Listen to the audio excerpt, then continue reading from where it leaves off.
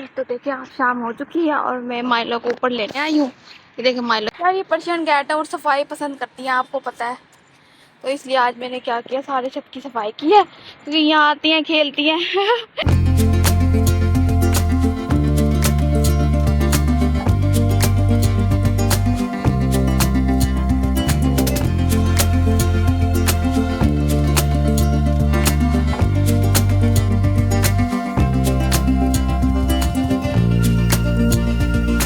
अस्सलाम वालेकुम व्यूअर्स, कैसे हैं आप सब जी। तो विंटर्स हो गए हैं स्टार्ट और आप देखें आज तो सुबह ये धुंध पड़ रही थी और सर्दी भी काफ़ी होने शुरू हो गई है जी। तो आपको पता है सर्दियों में हमने अपने पेट्स की ज़्यादा केयर करनी होती है जी। तो थोड़ी देर बाद धूप निकल आई थी और आज मैं आपको बताऊंगी इस व्लॉग में कि आपने अगर पेट्स रखे हुए हैं तो विंटर केयर उनकी आपने कैसे करनी है, कौन सी एहतियाती तदबीर हैं जिसको आप अपना कर अपने पेट्स को सर्दी से बचा सकते हैं और उनकी केयर कर सकते हैं जी। तो 5 इम्पोर्टेंट बातें हैं जो आप आगे चल के देखेंगे मेरे ब्लॉग में कि आपने वो उसकी लाजमी उस पर अमल करना है जिससे आपके पेट्स महफूज भी रहेंगे और उनको सर्दी भी नहीं लगेगी जी। तो अगर आप मेरे चैनल पर न्यू हैं तो व्लॉग स्टार्ट होने से पहले मेरे चैनल को सब्सक्राइब कर दें।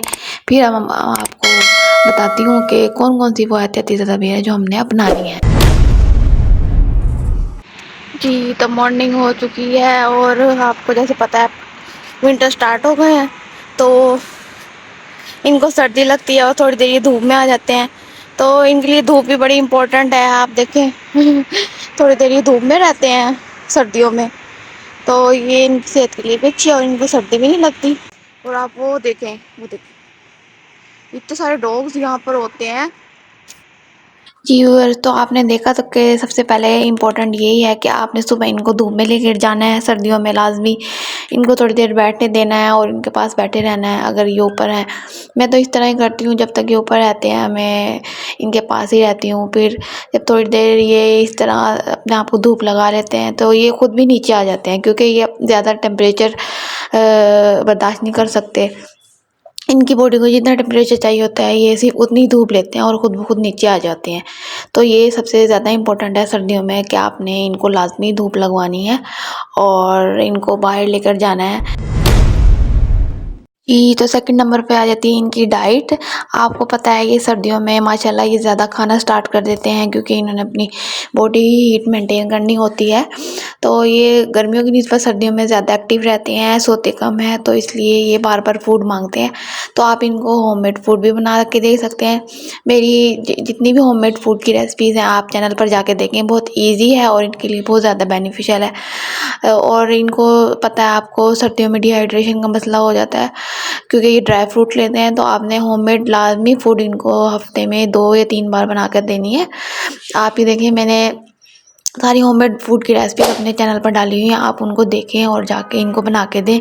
कौन कौन सी इनके लिए वेजिटेबल अच्छी हैं और इनको किस तरह देनी है, किस क्वांटिटी में, आपको उन सारी वीडियोस में मिल जाएगी। तो इनकी होममेड फूड से क्या होती है, हेल्थ भी बेहतर रहती है और ये क्या होती है आपके लिए बनानी सस्ती भी पड़ती है और आप उसको कैट फूड के साथ होममेड फूड भी आसानी से दे सकते हैं ताकि इनको पेट्स को डिहाइड्रेशन का मसला भी ना हो और आपके पेट्स हेल्दी रहें और अपना बॉडी टेम्परेचर भी मेंटेन कर सकें जी। थर्ड नंबर पे जो इम्पोर्टेंट चीज़ है वो ये है कि आपने देखना है आपके पेट्स कहाँ सो रहे हैं क्योंकि सर्दियों में ज़ाहिर है ये नीचे सोते हैं तो ठंड होती है और इनको ठंड लगने का ज़्यादा ख़तरा होता है। इसलिए आपने क्या करना है, इनके रूम्स में कुछ भी गर्म चीज़ या नीचे कोई भी ब्लैंकेट वगैरह आपने इनके बिछा के रखना है। जहाँ ये बैठते हैं आपने इनको नोट करना है कि ये कहाँ बैठ रहे हैं। आपने वहीं आप अपने घर में इनके लिए टॉवल्स और गर्म कपड़े बिछा के रखे हैं और ब्लैंकेट वगैरह जिस पर ये आराम से सो सके जी। देखें मैंने भी जहाँ ये बैठते हैं मैंने इनके टॉवल्स और एक गर्म मैंने इनके, आप ये देखें नीचे बिछाया हुआ है सारा कुछ, ये वहीं सोते हैं और क्योंकि ज़ाहिर है इनको भी ठंड लगती है, तो ये नरम चीज़ पर सोना ज़्यादा पसंद करते हैं। तो आप अपने घर में रग्स हैं, आप जहाँ भी ये बैठते हैं जगह जगह आप अपने घर में रग्स बिछाएं और जहाँ पर ये कंफर्टेबल फील कर सकें। अब ये मिनी तो यहाँ विंडो में धूप आती है तो ये यहाँ सोती रहती है, ये वैसे ही यहाँ पर टेम्परेचर अच्छा होता है, तो आपने इन चीज़ों का बहुत ज़्यादा ख्याल रखना है। जी, तो आप ये देख सकते हैं मैं अपने रूम में ये रग बिछाया हुआ है और मिनी इस पर आराम से खेलती रहती है और एंजॉय करती रहती है। इसको सर्दी भी नहीं लगती।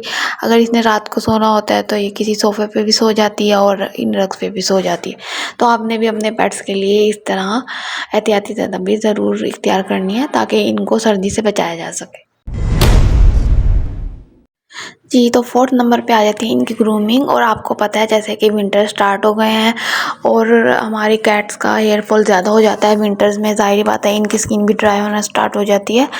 तो आपने हेयर फॉल से बचने के लिए, ताकि आपके बिस्तर पर ज़्यादा ना लगे, आपके ऊपर ज़्यादा ना लगे, तो आपने इनकी डेली बेसिस पर ग्रूमिंग करनी है।